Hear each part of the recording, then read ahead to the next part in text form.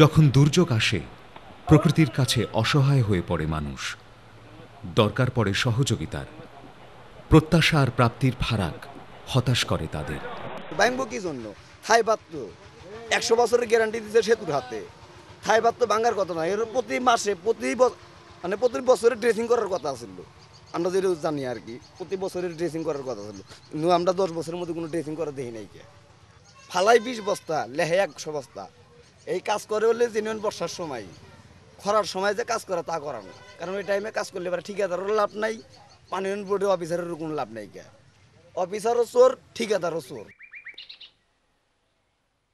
যখন প্রয়োজন দেখা দেয় ক্রমবর্ধমান ছুটে চলা, জীবনের সাথে তাল মেলানোর, প্রতিবন্ধকতা হয়ে দাঁড়ায় অবকাঠামোগত অসুবিধা। মানুষ জানে না কেন। ন্যায্য অধিকারগুলো যখন পাওয়া হয়ে ওঠে না, তখন মনে প্রশ্ন জাগে। আমি মিরপুরে চাকরিরত অবস্থায় মাতৃকালীন ছুটি নিই 3 মাসের।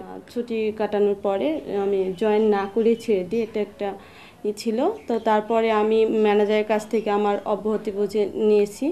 তো তারপরে আমি যখন প্রভিডেন্ট ফান্ডের টাকা এবং জামানতের টাকা আনতে গেছি, তো সেই টাকাটা আমি পাইনি।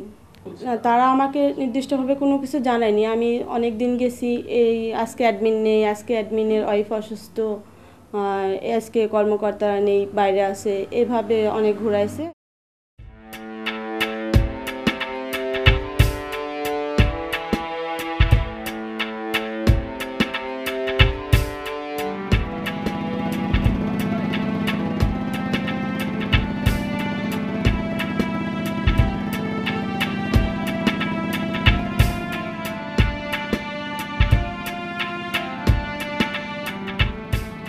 শুকনো মৌসুম শেষ, বর্ষা প্রায় কাছাকাছি।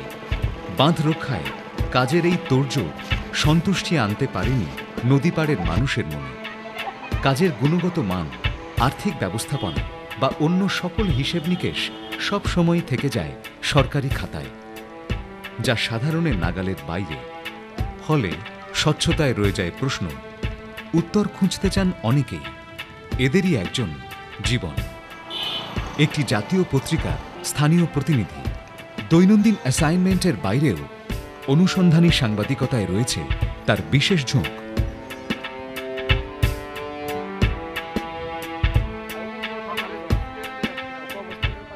শত বছরের গ্যারান্টি দেয়া স্থায়ী বাঁধ কেন প্রতি বছরই ভাঙে, আর কেনই বা মেরামত নিয়ে লুকোচুরি?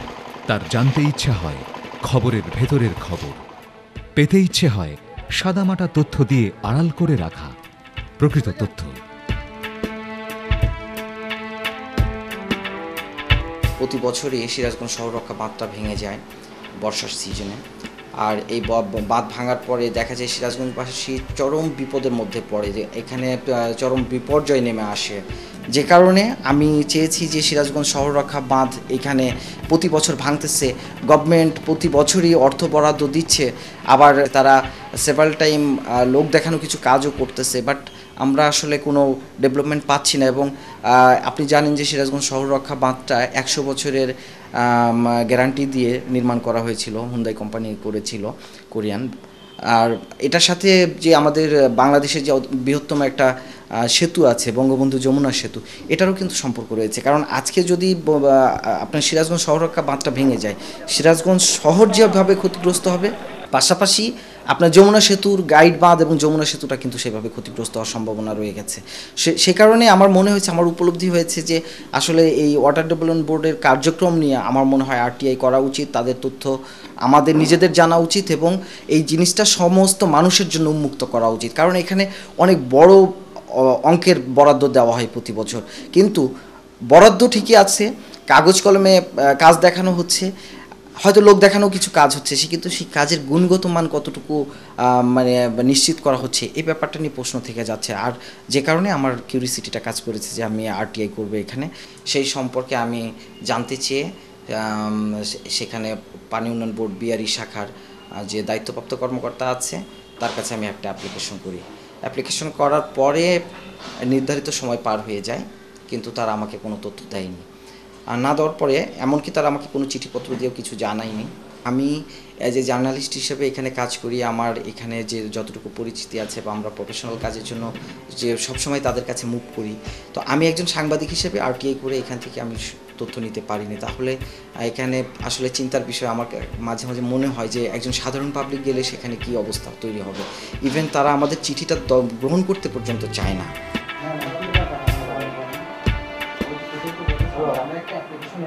আর আসুক, স্যারের সাথে এই মুহূর্তে কথা বলতে হচ্ছে। স্যার আসুক, তার মধ্যে আলাপ করে স্যার এই মুহূর্তে কথা বলতে হবে। এটা ভিডিও করা ঠিক আছে, আপনি দেখেন, এটা দেখেন আগে, জিনিসটা দেখেন। তথ্য অধিকার আইন সম্পর্কে জানেন জীবন, জেনেছেন তথ্য পেতে কিভাবে দরখাস্ত করতে হয়। কিন্তু একজন গণমাধ্যম কর্মী হয়েও সরকারি অফিস থেকে তথ্য চেয়ে তিনি যে অসহযোগিতা পেয়েছেন, সেখানে একজন সাধারণ নাগরিকের পক্ষে কতটুকু তথ্য পাওয়া সম্ভব তা বলাই বাহুল্য। আর তথ্য অধিকার আইনটি সম্পর্কে সাধারণ মানুষের ধারণাই বা কতটুকু? তথ্য অধিকার আইন আছে, পত্রপত্রিকায় দেখেছি, তবে ফিল্ডের মধ্যে কোনো কার্যকারিতা আমি দেখতেছি না। এবং আমরাও চেষ্টা করে যদি অ্যাডভান্স হতে যাই, এই ব্যাপারে যদি তথ্য নিতে যাই, তাহলে যেমন একটা কন্ট্রাক্টর কাজ করতেছে, আমি ওখানে গিয়ে বললাম যে ভাই এই জিনিসটা আমি কি দেখতে পারি? আপনি কে? যাকে দেখানোর প্রয়োজন আছে তাকে আমরা দেখিয়েছি, আপনার এখানে প্রয়োজন না। আইনটা জানি, তবে এটার প্রয়োগটা সম্পর্কে এখনো বিস্তারিত জানি না। আচ্ছা, আপনি কি তথ্য অধিকার আইন সম্পর্কে কোনো কিছু জানেন? না, আমি তো একটা কিছু জানি না।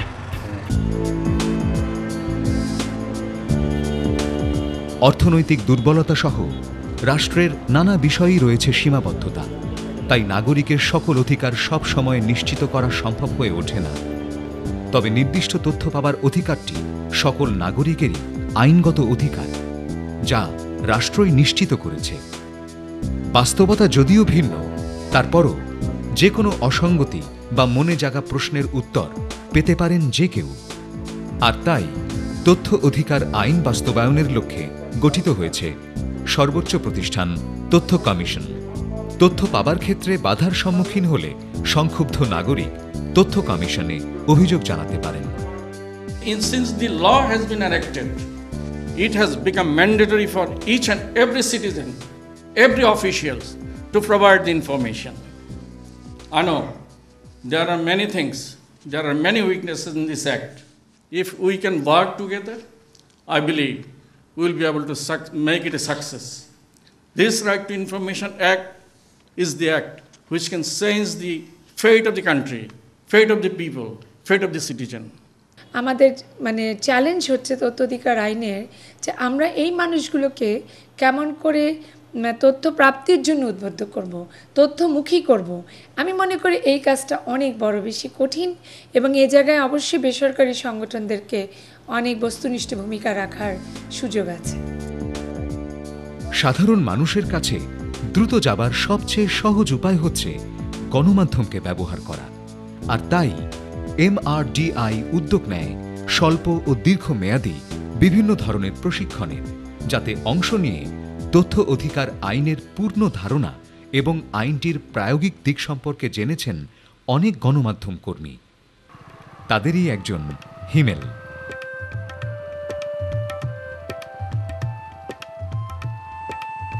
কাজ করেন একটি জাতীয় পত্রিকার স্থানীয় প্রতিনিধি হিসেবে। তারও আগ্রহ অনুসন্ধানী সাংবাদিকতায়। যেহেতু আমি সাংবাদিক, সেই তো আমার কিন্তু তথ্যের প্রয়োজন। আমি তথ্য ছাড়া তো আমি পত্রিকা আমি নিউজ করতে পারতেছি না। আমি নিউজ যে নিউজ করব তার আমার পরিপূর্ণ তথ্য আমার প্রয়োজন। তো তথ্য ছাড়া আমি তো একটা নিউজ আমি প্রেজেন্টেশন করতে পারি না। তো সেক্ষেত্রে তথ্যটা নিতান্তই প্রয়োজন, বিশেষ করে সাংবাদিকদের ক্ষেত্রে। আপনি একদম সাধারণ মানুষের তথ্য ভুল থাকতে পারে, কিন্তু আমাদের তথ্য যদি ভুল হয় সেক্ষেত্রে একটা বড় একটা ভুল, আমরা এই কাজটা আমরা করতে পারি না। সেক্ষেত্রে আমরা যদি যে নিউজটা আমরা করব তার পরিপূর্ণ তথ্য আমাদের প্রয়োজন। সেক্ষেত্রে আমাদের আরটিআইতে অবশ্যই প্রয়োজন। জানতাম না যে কীভাবে গুরুত্বপূর্ণ ইনভেস্টিগেশন রিপোর্টের ক্ষেত্রে যেটার একটা বিরাট একটা গুরুত্বপূর্ণ ভূমিকা রাখতে পারে, তখনই জানলাম যে আরটিআই আমাদের অত্যন্ত গুরুত্বপূর্ণ। এটা আমি বলবো, আমি আরটিআই অ্যাপ্লাই করার পরে দেখলাম যে আমি তিনটা করছিলাম, একটা অফিসে আমি করেছিলাম 2বার, তারপর একটা করছিলাম হচ্ছে আরেকটা অফিসে 1বার। আমি যেহেতু দুইটা অফিসে আমি 2জন দায়িত্বপ্রাপ্ত কর্মকর্তা পেলাম। একজনকে পেলাম আমি পজিটিভ, অন্যজনকে পেলাম হচ্ছে আপনার নেগেটিভ। একজন হলো আমার বন্ধু, আরেকজনকে দেখলাম উনি আমার হয়তো বন্ধু না হয়ে যে সম্পর্কটা ওইটা একটু সিন্নর হওয়ার উপক্রম। আমি যেটা ডিফারেন্টটা বলতেছি সেটা হচ্ছে আমি করলাম জেলা পরিষদের 8টা কর্মকর্তা দেখলাম খুবই পজিটিভ। উনি আমাকে তথ্য দিতে চায়, উনি আমাকে হেল্প করতে চায়, কীভাবে আমি তথ্যগুলো পাবো। সেক্ষেত্রে উনি তো আইনটা মানতেছে, ওইটাও কিন্তু ও তোর বাইরেও তিনি আমাকে আবার কিছু তথ্য দিতে চাচ্ছে, আমি নিচ্ছি। সেক্ষেত্রে আমরা পেলাম। কিন্তু আমি যখন ডিসি অফিসে গেলাম তখন দেখলাম একটা বিপরীত।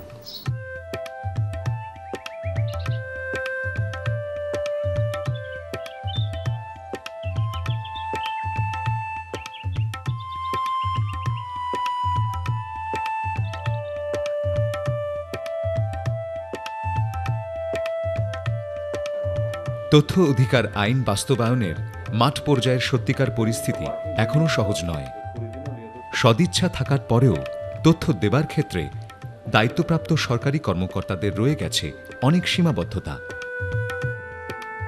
যে চাচ্ছে তার চাওয়ার যে স্টাইলটা যে দেবে তার হাতে হয়তো ওভাবে গচ্ছিত নাই, এবং এই জায়গাটার মধ্যে একটু সমস্যা হচ্ছে। সে আসলে কি তথ্য দেওয়া যাবে এবং কি পরিমাণ তথ্য দেওয়া যায় এবং কে দিতে পারবে এবং কে দিতে পারবে এটা কিন্তু লিস্ট আউট করা নাই। 2 নম্বর হচ্ছে যে ওই লিস্ট আউটটা করা থাকলে সে ওটা ওভাবে সংরক্ষণ করে রাখতো, তো যখনই যে চাইবে সঙ্গে সঙ্গে দেওয়ার একটা সুযোগটা থাকতো। যেহেতু এই বিষয়ে আমার মনে হলো যে তথ্য অধিকার আইন সম্পর্কে এখনও অনেকে, আমি নিজে এখানে বসা অবস্থায় খেয়াল করলাম যে এই বিষয়টা খুব বেশি মানুষ ক্লিয়ার নয়, এবং সে আমাকে যদি বলা হয় আমিও ক্লিয়ার নই। এ কারণে আমি কিন্তু তথ্য কমিশন বা কারো কাছ থেকে এই বিষয়ে কোনো ওরিয়েন্টেশন পাই নাই। আমাকে দায়িত্বপ্রাপ্ত তথ্য কর্মকর্তা নিয়োগ করার পর আমি শুধু আইন বইটা পেয়েছি। তো এটা থিওরিটিক্যালি হয়তো এটা ঠিক আছে, কিন্তু প্র্যাকটিক্যালি যখন যায় অনেকগুলো প্রবলেম ফেস করতে হয় বা আমাদের কিছু কথা জিজ্ঞেসও করতে হয় যে এটা আমি কি করব। এখন সেক্ষেত্রে এটা কার কাছে জিজ্ঞেস করব বা কার কাছে জিজ্ঞেস করা উচিত এই বিষয়টা আমি নিজেও যেখানে ক্লিয়ার নয়, যারা তথ্য চাইবে ওরা সেক্ষেত্রে একটু সমস্যা হয়ে যাচ্ছে।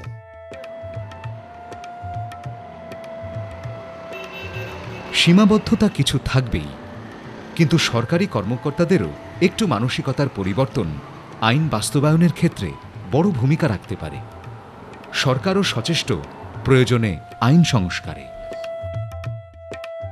তথ্য অধিকার আইন 2009 তথ্য সরবরাহের কোনো ক্ষেত্রে দাপ্তরিক গোপনীয়তা আইন সাংঘর্ষিক হলে উক্ত বিধানবলী, যেটা মঞ্জুর বলল, কোনো আইনের যে কোনো ধারা যদি সাংঘর্ষিক হয় তথ্য অধিকার আইন এনে পাবে, প্রাধান্য পাবে।